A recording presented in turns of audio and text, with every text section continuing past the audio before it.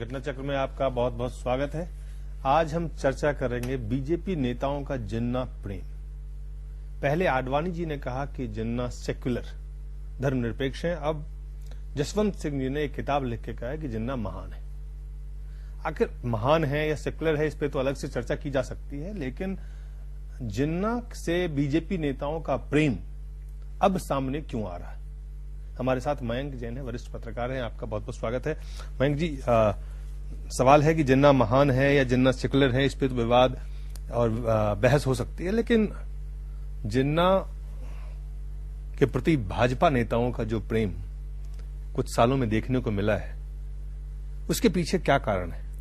देखिए, बीजेपी में एक सेक्शन है, बल्कि पूरे संघ परिवार में एक सेक्शन ऐसा है जिसको सर्टिफिकेट ऑफ गुड कंडक्ट वो अपने एनिमी से चाहिए होता है कि जो उनके दुश्मन हैं, जो क्रिटिसाइज करते हैं, जैसे कम्युनिस्ट उनके विरोधी हैं, तो कोई कम्युनिस्ट अगर उनकी तारीफ कर दे तो जो उनकी पब्लिकेशंस होती हैं उसके बैक पेज पर वो कहते हैं देखिए फलां तारीख को ये कम्युनिस्ट हमारे यहाँ आया था और उसने मान लीजिए गलती से कोई एक वाक्य बोल दिया हो उनके फेवर में, तो वो उसको कोट करके वो सर्टिफिकेट छापते हैं अपनी किताब का, बड़े शान से दिखाते हैं देखिए हमारे बारे में तो लोगों की ये राय है।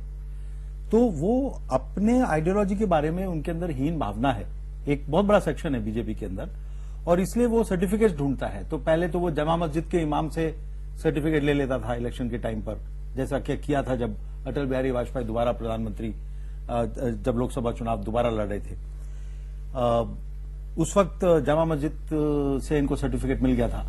लेकिन फिर इनको शायद लगा कि हिंदुस्तानी सर्टिफिकेट्स काफी नहीं है इनके लिए, और स्वदेशी अपनी विचारधारा छोड़ के शायद अब विदेशी सर्टिफिकेट्स इनको चाहिए थे, तो इसलिए इन्होंने पाकिस्तान से अब सर्टिफिकेट लेने की कोशिश एक शुरू की है। और कल जब जसवंत सिंह की बुक रिलीज हुई तो पाकिस्तान एम्बेसडर काफी खुश दिखाई दे रहे थे। तो जिन्ना के बारे में नहीं, ये तो एक ऐसी चीज है जिससे बीजेपी को सर्टिफिकेट की जरूरत हो, तो जिन्ना ही क्यों? ठीक है, अल्टीमेट सर्टिफिकेट है ना। अब आप छोटी मोटी यूनिवर्सिटी से डिग्री ले लें और एक जाकर ऑक्सफोर्ड से लें या कैम्ब्रिज से लें और एक बड़ी डिग्री ले लें, तो वो पीछे की डिग्री कौन पूछता है फिर? तो इसलिए बीजेपी जो है वो अल्टीमेट यूनिवर्सिटी में जाकर एक फाइनल सर्टिफिकेट लेकर अपने जिन्ना को एक साबुन की तरह इस्तेमाल कर रही है, कि जिससे कि कुछ अगर कहीं ना कहीं भगवा रंग कहीं लग गया हो हाथ वाथ पे, और तो उसको जिन्ना सोप से धोकर वो निकाल दें, ये कोशिश कर रही है बीजेपी। डॉक्टर मुरली मनोहर जोशी हैं, भाजपा के वरिष्ठ नेता है। उन्होंने जसवंत सिंह का जो किताब है और उसमें जो जिन्ना का बखान है, उस पर उन्होंने क्या कहा है, ये आपको हम दिखाते हैं। देखिए, जिन्ना किसी भी हालत में पंथ निरपेक्ष या सेकुलर नहीं कहे जा सकते।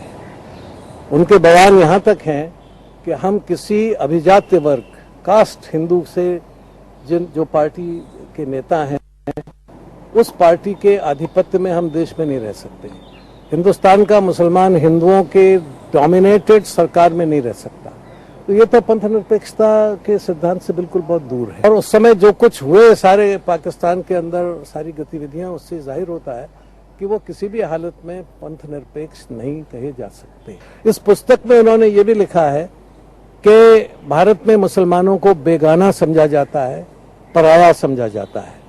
मैं समझता हूं ये भी तथ्यों के बिल्कुल विपरीत है। मुसलमान भारत में बेगाने नहीं हैं, पराये नहीं हैं, वो एक ही वंश के हैं। इस देश में के रहने वाले हिंदू, मुसलमान, सिख, बौद्ध, जैन, ईसाई अधिकांश वही हैं जो इस भारत के मूल वंशी हैं। तो वो बेगाने और पराये नहीं माने जा सकते। और अगर ये सिद्धांत को उन्होंने आगे बढ़ाया या किसी ने आगे बढ़ाया, तो फिर से एक बेगानेपन की बात पैदा होगी और फिर से एक नए विभाजन की नींव रखी जाएगी। इसलिए हम इस पुस्तक से किसी भी हालत में इन तथ्यों से सहमत नहीं है। चिंतन बैठक में क्या मामला उठेगा? चिंतन बैठक में देखिए, इस पर विचार तो जरूर होगा, क्योंकि ये एक ऐसा प्रश्न है कि जो पार्टी की मूलभूत मान्यताओं के साथ संबंधित है, दृष्टिकोण के साथ संबंधित है। हम ये किसी भी हालत में नहीं मान सकते कि मुसलमान बेगाना है। हम ये नहीं मान सकते कि भारत में दो राष्ट्र हैं। हम ये नहीं मान सकते कि जिन्ना पंथ निरपेक्ष थे। ये आपने देखा डॉक्टर मुरली मनोहर जोशी, बिल्कुल एक अलग राय बीजेपी के वरिष्ठ नेता हैं, और इससे पहले बीजेपी के वरिष्ठ नेता ने ही इस पुस्तक में लिख के जो उन्होंने जिस बात का उन्होंने जिक्र किया कि ना सिर्फ उन्होंने जिन्ना के बारे में, बल्कि जो मुसलमान के बारे में कहा है कि मुसलमान इस देश में अपने आप को बेगाना समझते हैं, ये भी तथ्य से बिल्कुल विपरीत है। मयंक जी, देखिए, जसवंत सिंह कुछ इस तरह का प्लेयर है जो कि अगर ओपोनेंट के गोल पोस्ट में गोल नहीं दाग सकता तो गोल तो स्कोर करना ही है उसको, तो वो अपने गोल में धनाधन गोल मार सकता है। ये पहले भी इसने किया है। जब बॉम्ब ब्लास्ट हुए थे बॉम्बे में, तो उस वक्त कांग्रेस को काफी कॉर्नर किया था। ट्रेन के जब ब्लास्ट हुए थे जुलाई 2007 में, तो कांग्रेस काफी कॉर्नर थी और उसके बाद पार्लियामेंट का सेशन आ गया था।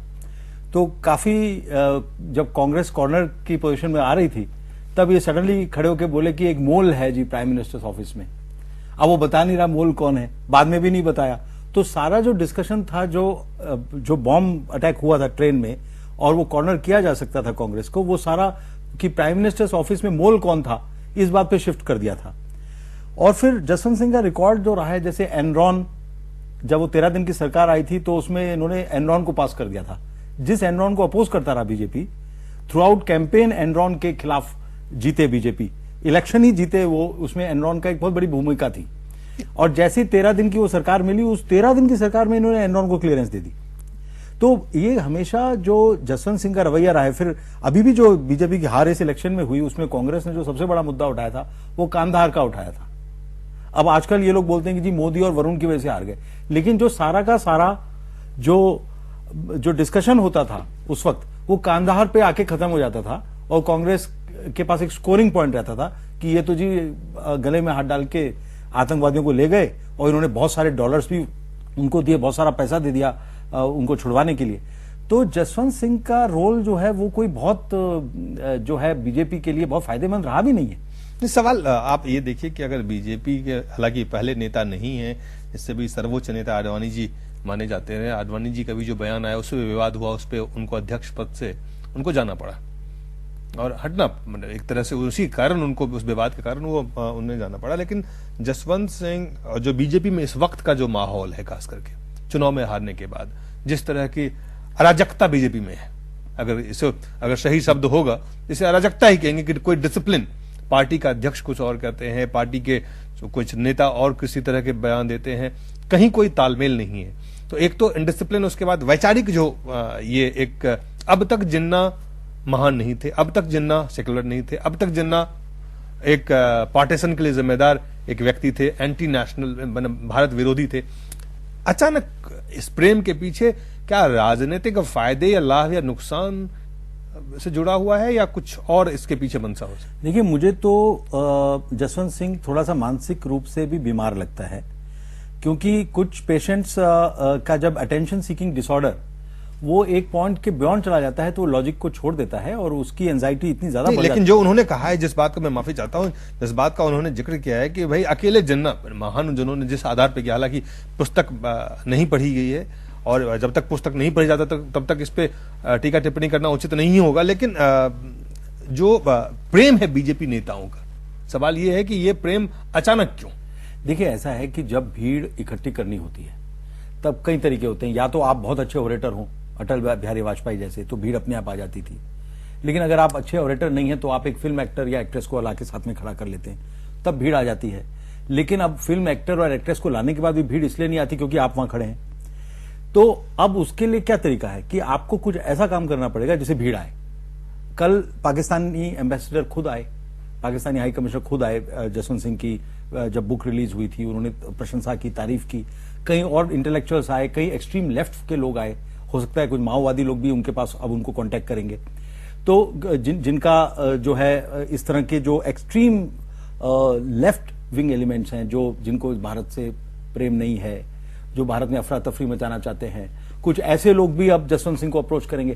क्योंकि अब जब भीड़ इकट्ठी नहीं कर रहे हैं तो किसी को तो बुलाएंगे। आप ये कह रहे हैं कि ये महज पब्लिसिटी के लिए की गई है? महज पब्लिसिटी नहीं है, डिसऑर्डर है। मैंने आपको बताया कि ये हो सकता है कि इनको कोई मदद की जरूरत हो, कोई, हमें हर एक को क्रिटिसाइज नहीं करना चाहिए। कई बार सिंपैथेटिकली भी हमारे अंदर थोड़ी दया का भाव भी होना चाहिए। हो सकता है कोई बीमार हो व्यक्ति, ये भी संभावना है। विनय कटियार जी, जो भाजपा के वरिष्ठ नेता है, उत्तर प्रदेश के अध्यक्ष भी रह चुके हैं, उन्होंने इस टिप्पणी पे, उन्होंने जो पुस्तक आई है जसवंत